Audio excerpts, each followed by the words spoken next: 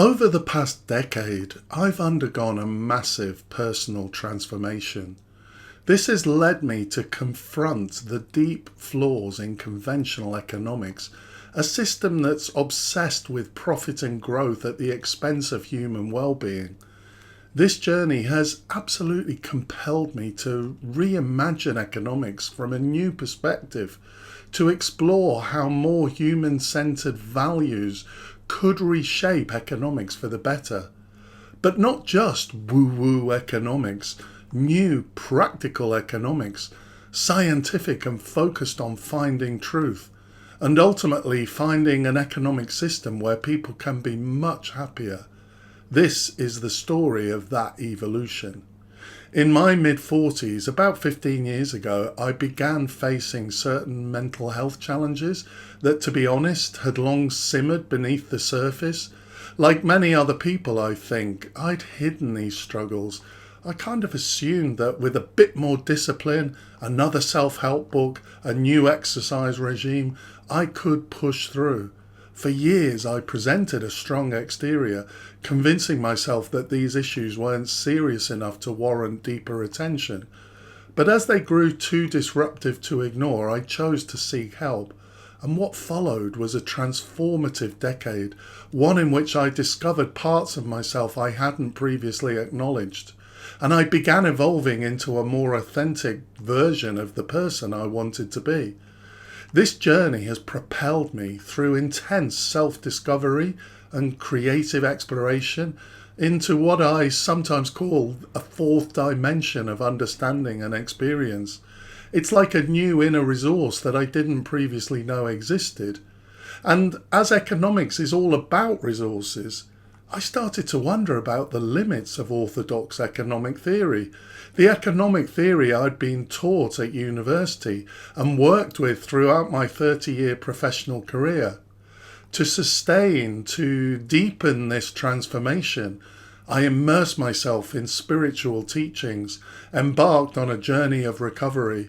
I went to art school and unleashed my creativity, and I developed a meditation practice, some therapy, along with a slightly obsessive exploration of psychology and self-help literature, became integral parts of this path.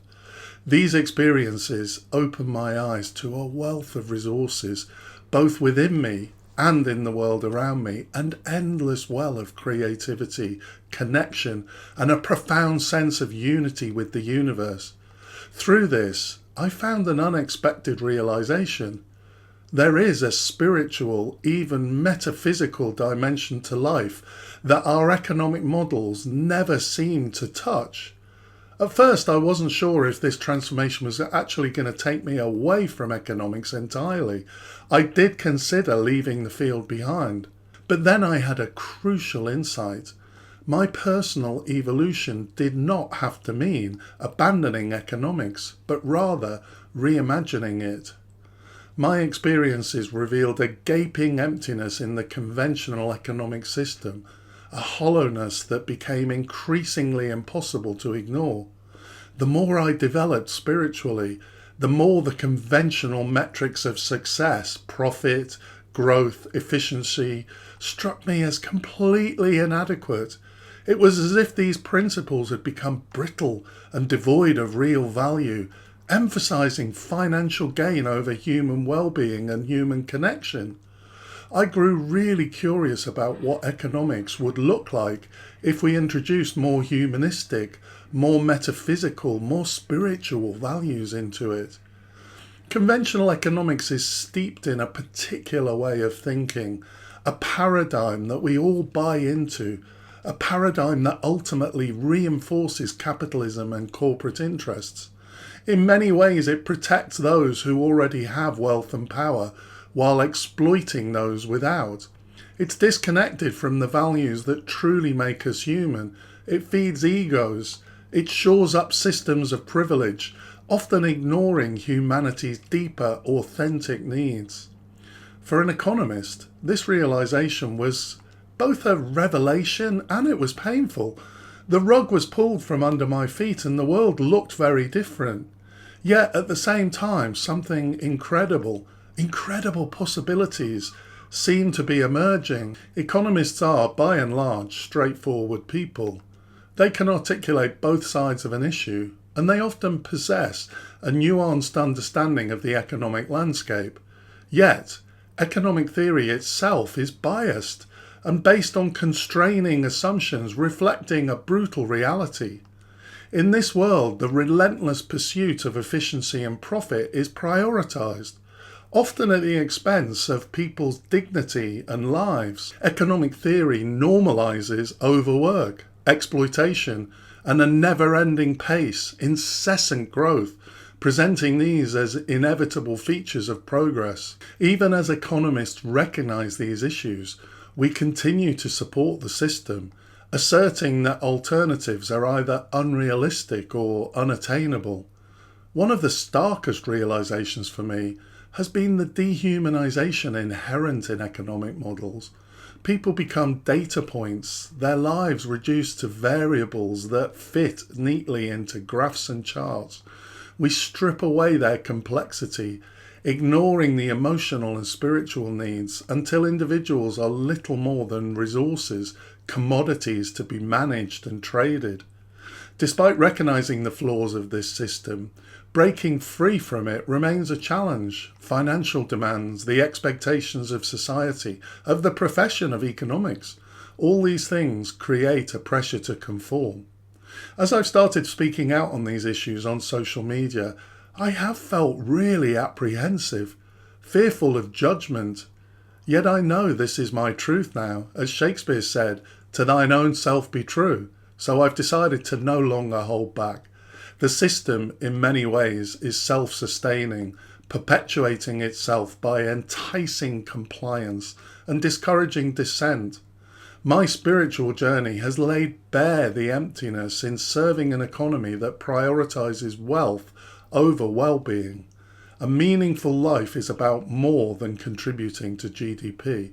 I believe it involves serving humanity, our planet, and something beyond myself. Breaking free from conventional economics is complex. I believe that we need radical alternatives to the current system. Now, I'm a pacifist and a bit of an anarchist, so I don't subscribe to the idea of dictating how others should live. My aim is not to start a political movement with a hierarchical structure.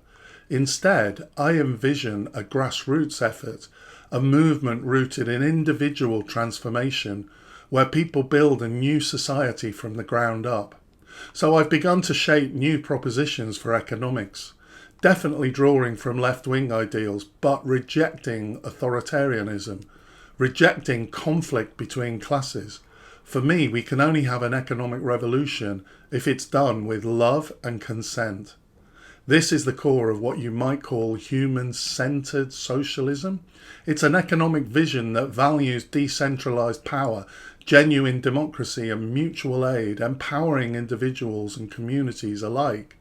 It's about creating resilient communities that prioritize environmental sustainability, that understand the connectedness of all life. At its heart, this vision recognizes the need for inner growth, for creativity, and for education, nurturing a society that values fulfillment over wealth. In reflecting on my evolution as an economist, I now see a clear path forward, not one that abandons economics, but one that completely reshapes it. This journey has allowed me to bring personal and spiritual insights into a field that often feels impersonal and detached. And while the journey is only just beginning, I am certain of one thing.